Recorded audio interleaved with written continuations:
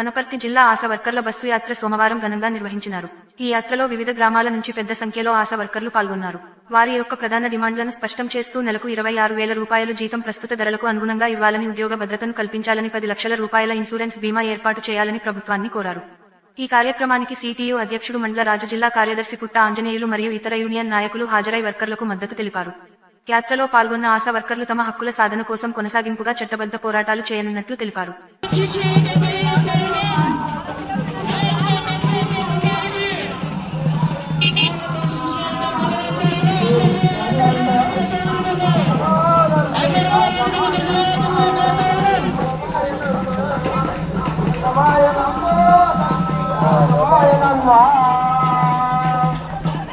ఆశా వర్కర్ల రాష్ట్ర బస్సు జాతకు స్వాగతం, సుస్వాగతం వనపర్తి జిల్లా కమిటీ నుంచి తెలియజేస్తూ మీరందరూ కూడా ఆశా వర్కర్లు అందరూ కూడా పూర్తిలో కూర్చోవలసిందిగా కోరుతాను.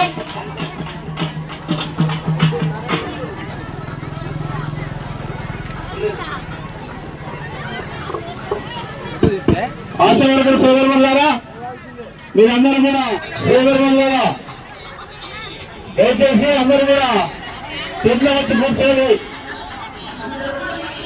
ఆశా కార్యకర్తల ఐక్యత, ఆశా కార్యకర్తల ఐక్యత, జిందాబాద్ సిఐటియు, జిందాబాద్ సిఐటియు. ఇవాళ ఫిక్స్డ్ వేతనం 18,000, ఇవాళ ఫిక్స్డ్ వేతనం 18,000. జిందాబాద్ సిఐటియు. పారితోషకం మాకొద్దు, పారితోషకం మాకొద్దు.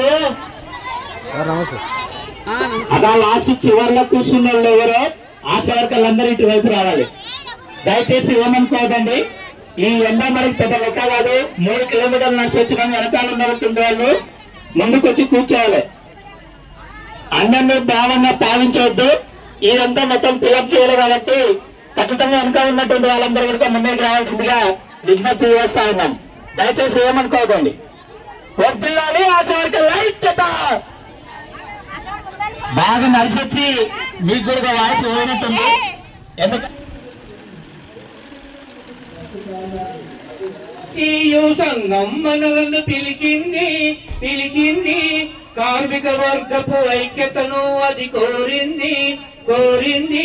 పదండి ముందుగా నవోదయాన్ని